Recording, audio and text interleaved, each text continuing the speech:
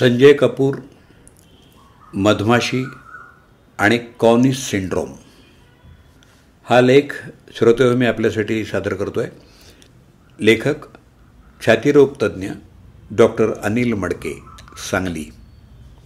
अभिवाचक दत्ता सरदेशमुख. संजय कपूर, मधमाशी आणि कॉनिस सिंड्रोम.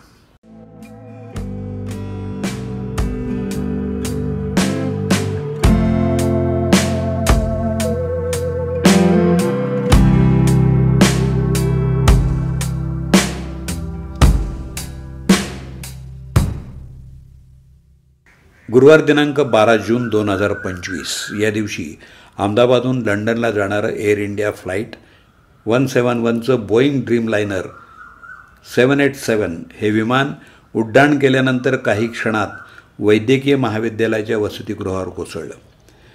विमानातली एक व्यक्ती आश्चर्यकारकरित्या बचावली. विमानातले इतर सगळे मृत्युमुखी पडले. अहमदाबादच्या वैद्यकीय महाविद्यालयातले अनेक वैद्यकीय विद्यार्थी आणि कर्मचारी दगावले. संपूर्ण देश हळहळला. ही बातमी जगभर पसरली. ज्या इंग्लंडला हे विमान चाललं होतं तिथं त्याच दिवशी एक घटना घडली. तिथं एका सुप्रसिद्ध उद्योगपतीचा आश्चर्यकारकरित्या मृत्यू झाला. ही व्यक्ती म्हणजे संजय कपूर, अमेरिकन नागरिकत्व असलेले मूळ भारतीय उद्योगपती.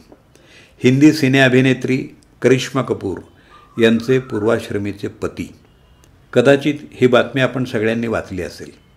संजय कपूर हे इंग्लंडमध्ये 12 जून या दिवशी पोलो खेळत होते.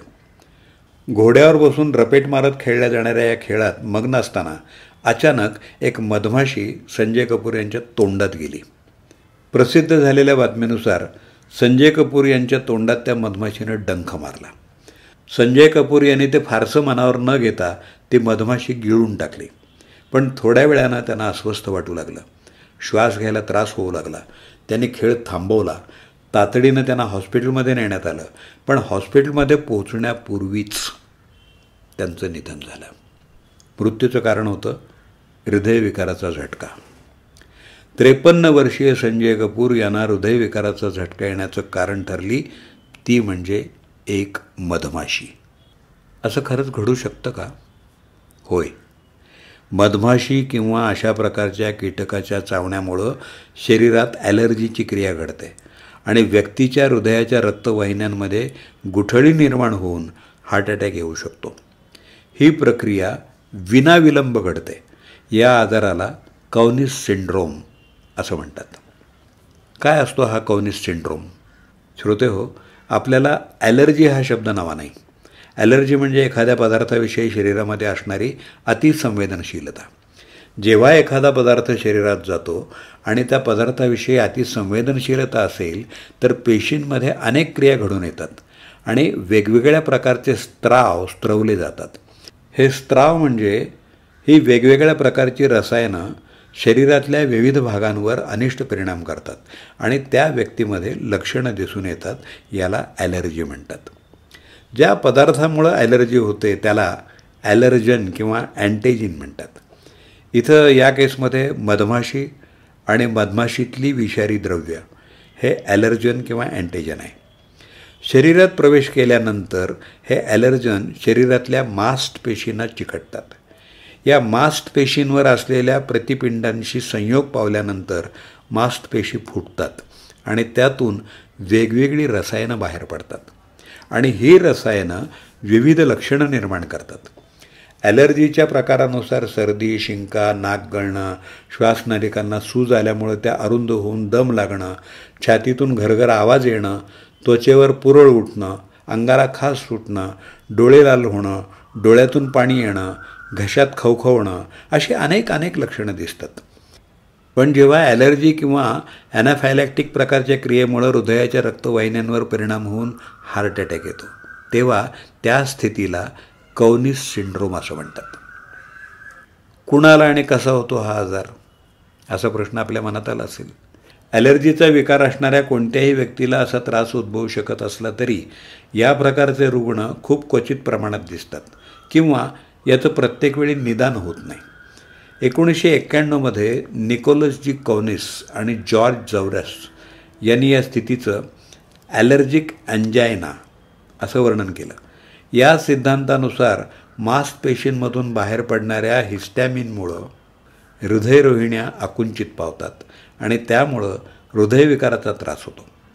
मांसपेशींबरोबरच IgE तसंच कॉम्प्लिमेंट सिस्टीम किंवा नॉन इम्युनॉलॉजिक मार्गानं हिस्टॅमिन, ट्रिप्टेज, PAF, ल्युकोट्राईन्स, थ्रॉम्बोक्झेन, A2 अशा रसायनांमुळं हृदयरोहिण्या अत्यंत वेगानं तीव्रपणे आकुंचित होतात. प्लेटलेट नावाच्या पेशी उद्दीपित होतात.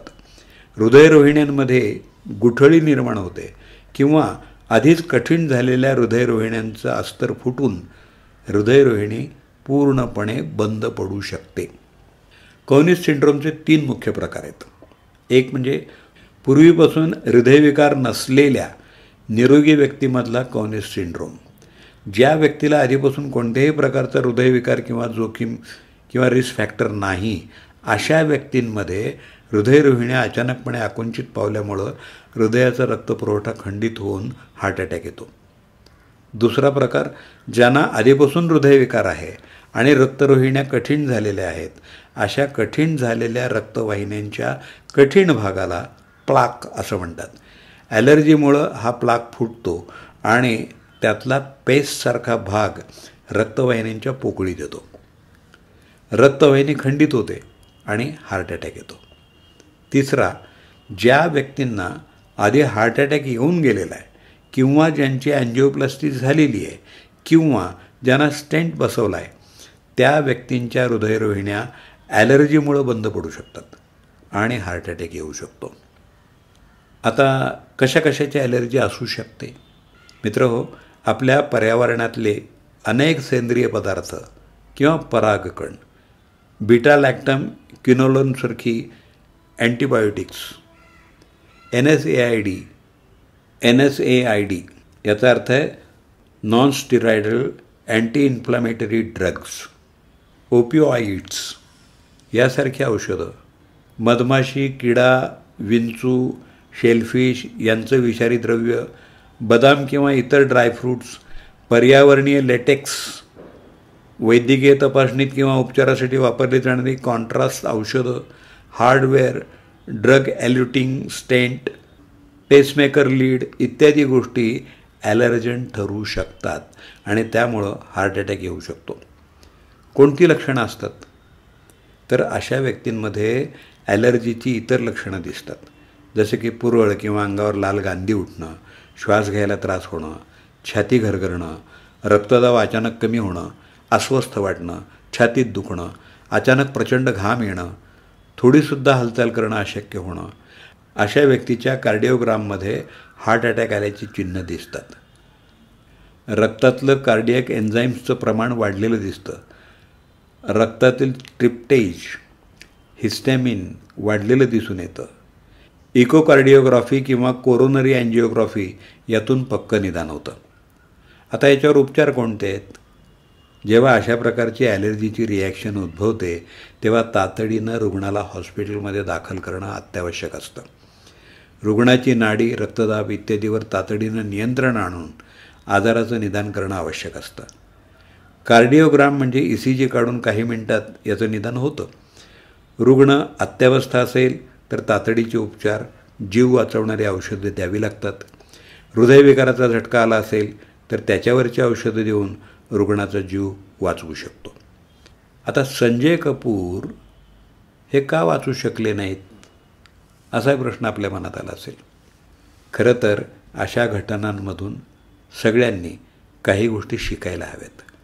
मुळात आपण जेव्हा कुठं बाहेर असतो आणि एखादा कीटक किंवा मधमाशी आपल्या सान्निध्यात येते किंवा आपल्याला दंश करते, तेव्हा ती गोष्ट गांभीर्यानं घ्यायला हवी.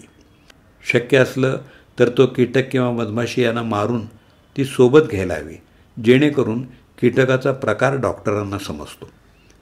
संजय कपूर यांच्या तोंडात मधमाशी गेली तर त्यांनी ती गिळायला नको होती, तर थुंकून टाकायला हवी होती. अशावेळी मधमाशी किंवा कीटक थुंकून गुळण्या केल्या तर त्याची विषबाधा कमी होते. वेळ न दवडता हॉस्पिटलमध्ये जाणं महत्त्वाचं असतं. संजय कपूरनी या गोष्टी गांभीर्यानं घेतल्या नसाव्यात. त्यामुळं मधमाशीचं विष भिनत गेलं आणि रासायनिक प्रक्रिया होत गेल्या. अशा प्रकारच्या ॲलर्जीची कारणं आत्ताच मी तुम्हाला सांगितलेली आहेत. त्यामुळं सर्वांनीच ही दक्षता घ्यावी.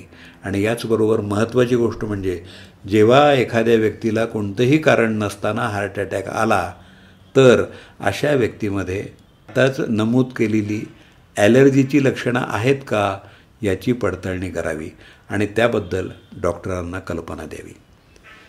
या निमित्तानं ॲलर्जीमुळं हार्ट अटॅकसुद्धा येऊ शकतो आणि अशा प्रसंगी तातडीनं डॉक्टरांचा सल्ला घ्यायचा असतो. एवढं जरी आपण शिकलो तर अशी घटना निदान आपल्याभोवती पुन्हा घडणार नाही.